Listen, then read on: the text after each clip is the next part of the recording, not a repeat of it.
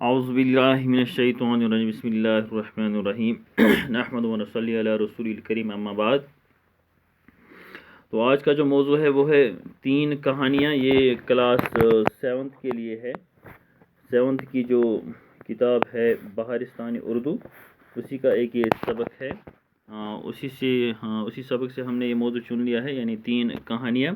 تو تمام طلباء اور طالبات سے میری گزارش ہے جو کلاس 7th میں پڑھتے ہیں کہ وہ اپنی کتاب جو ہے پیج نمبر 63 پر اوپن کریں گے، وہاں آپ کو یہ سبق ملے گا۔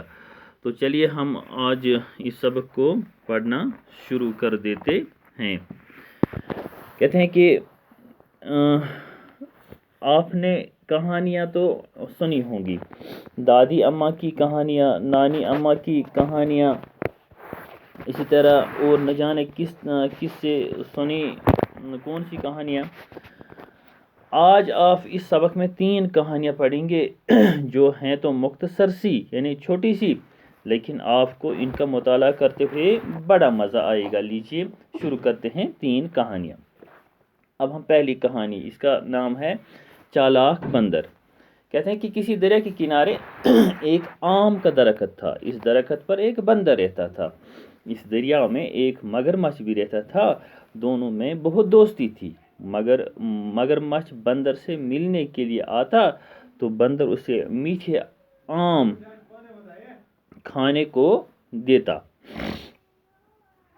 کبھی کبھی مگرمچھ وہ آم اپنی بیوی کو کھلاتا۔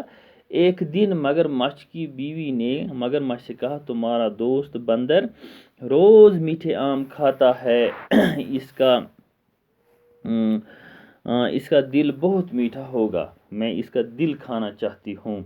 پہلے تو مگرمچھ نے انکار کیا، لیکن بعد میں اس کی بات مان لی۔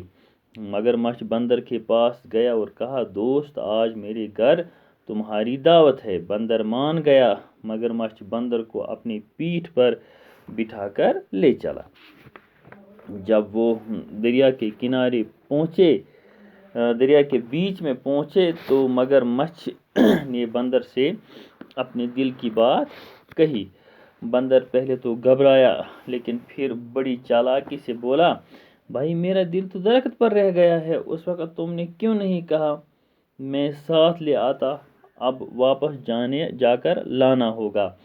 مگرمچھ کنارے کی طرف واپس آیا۔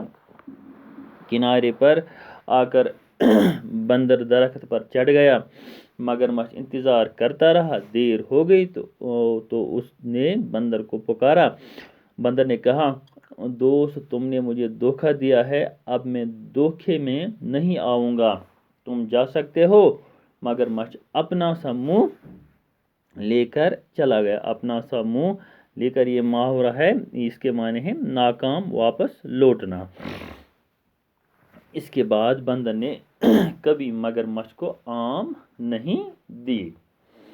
اس کے بعد ہے دوسری کہانی۔ اس کا موضوع ہے ظالم بادشاہ۔ ایک بادشاہ بڑا ظالم تھا اور اپنے ظلم کے لیے بہت بدنام تھا۔ اسی زمانے کی بات ہے، شہر میں ایک بزرگ رہتے تھے۔ سب امیر و غریب دل سے ان کی عزت کرتے تھے۔ بزرگ جو کچھ کہتے سب لوگ توجہ سے سنتے۔ ایک دن کچھ لوگوں نے بزرگ سے کہا، اس ظالم بادشاہ کو آپ ہی کچھ سمجھائیں تاکہ ظلم کرنا چھوڑ دے۔ بزرگ نے جواب دیا، سچی باتیں سچے آدمی ہی سنتے ہیں۔ جو آدمی محبت، دوستی اور نیکی کی باتیں چھوڑ کر دشمنی کرنے لگا ہو، اس پر کسی بات کا اثر نہیں ہوتا۔ سچ ہی کہا بزرگ نے، جب آدمی انسانیت کے اعلیٰ درجے سے خود کو گرا دیتا ہے اور برے کاموں میں لگ جاتا ہے تو اس کا ضمیر مر جاتا ہے اور کسی بھی نیک بات کا اس پر کوئی اثر نہیں ہوتا۔ یہ تھی دوسری کہانی۔ اب ہم تیسری کہانی پہ آئیں گے۔ تیسری کہانی کا موضوع ہے نیک امیر۔ ایک دن کی بات ہے کہ ایک یتیم بچے کے پاؤں میں کانٹا چبھ گیا۔ بچہ تکلیف سے چلا رہا تھا۔ ایک امیر آدمی گھوڑے پر سوار ادھر سے گزرا۔ امیر بڑا نیک دل تھا، گھوڑے سے اتر کر بچے کے پاس گیا۔ اس نے پہلے تو بچے کا پاؤں اپنے گود میں لے کر کانٹا نکالا،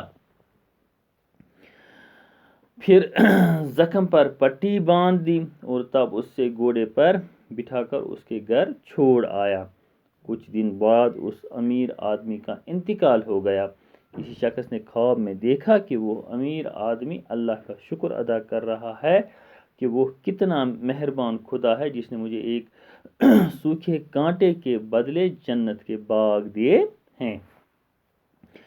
تو یہ تھی تیسری کہانی۔ اب ہم ان الفاظ کے آپ کو معنی بتائیں گے جو اس سبق میں آئے ہیں، جن کے جو آپ کو مشکل الفاظ لگتے ہوں تو ان کے آپ معنی سنیے۔